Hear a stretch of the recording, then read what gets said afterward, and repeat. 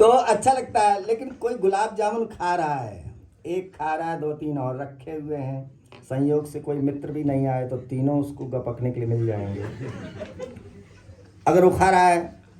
लेकिन इसी बीच में अगर उसको किसी ने सूचना दी तुम्हारे सगे भाई का देहांत हो गया, आप कल्पना करिए गुलाब जामुन खाने से उसको आनंद मिलेगा? एक सेकंड भी नहीं लगा, गुलाब जामुन खाने का आनंद रफू चक्कर हो गया। तो आनंद कहां था?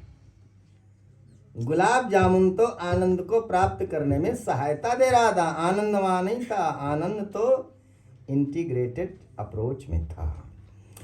जैसे यहां पर पता नहीं कितने की शादी हो गई, मैं नहीं जानता, कम से कम मेरी तो नहीं हुई। इसलिए भगवान ने जो है तो व्यवस्था बनाई कि इतनी रिसर्च करते करते एक पत्नी की भी सर्च नहीं कर पाया, तो इसलिए इसको कुलपति बनाओ। रज्जू भैया कहते थे, रज्जू भैया यही कहते थे, राजा राम रिसर्च करते करते यही नहीं कर पाया, इसलिए रज्जू भैया कहकर गए इसको कुलपति बना देना। तो अब आपको मैं एक उदाहरण दे करके इसी बात को और समझाना चाहता हूँ। मान लीजिए कि किसी की शादी हो, ठीक है ना। आजकल जाड़े में इतनी शादियां हुई कि लगता है कि अब कोई बचेगा ही नहीं। एक सज्जन कह रहे थे इस साल लड़कों की शादियां ज्यादा हुई।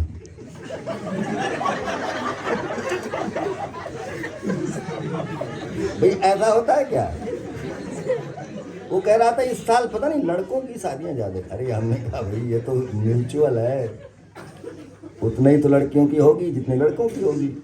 तब उसको ध्यान में आया कि नहीं गलत स्टेटमेंट दे रहा था।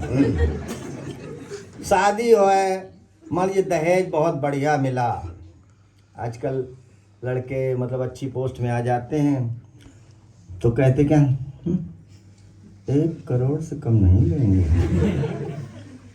पंडित दीनदयाल जी ये कहते थे क्या? पंडित दीनदयाल जी ने तो ये नहीं सिखाया।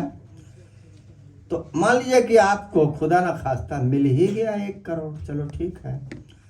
और शादी में गाजे बाजे भी बहुत अच्छे हैं। आजकल मैं शादी में जाता हूँ तो गाना क्या बज रहा है बाजा में पता ही नहीं चलता है, ऐसा गाना बजता है।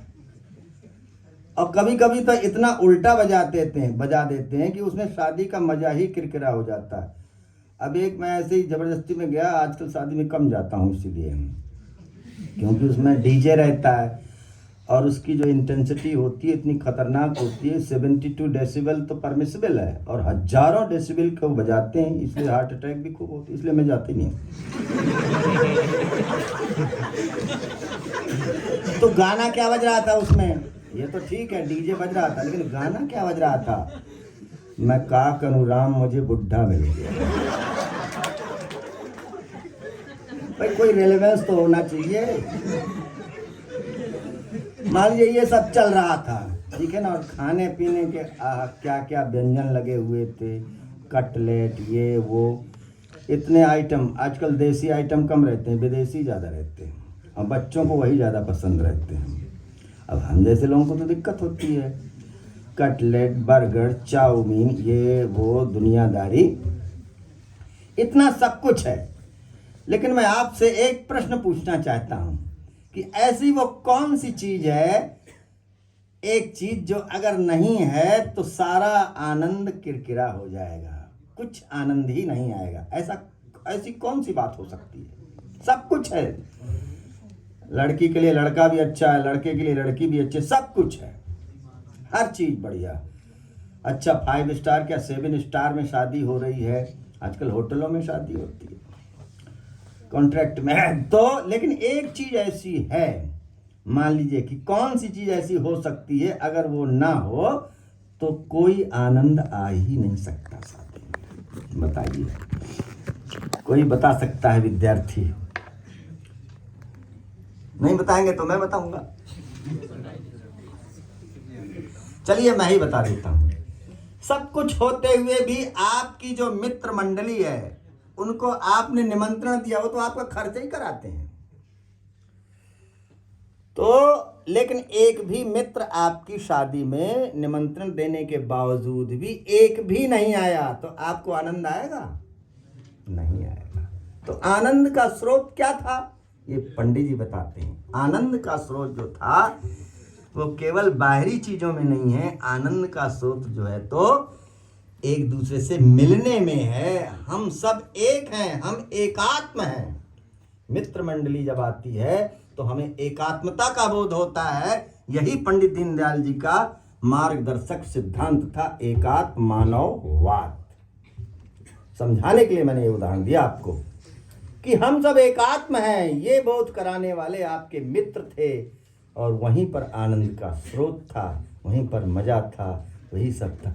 बल्कि बाकी चीजें ऐसे ही हों, मतलब अगड़म बगड़म हो तो भी चल जाएगा, लेकिन मित्र अगर आते हैं तो आनंद बरस जाता है, सबके चेहरे खिल जाते हैं। इसलिए पंडित जी कहते थे एकात्मता में आनंद है, डिसइंटीग्रेशन में नहीं है, इंटीग्रेशन में आनंद है। गणित की भाषा में यही पंडित जी का जो है तो मार्गदर्शक सिद्धांत था, इसी को।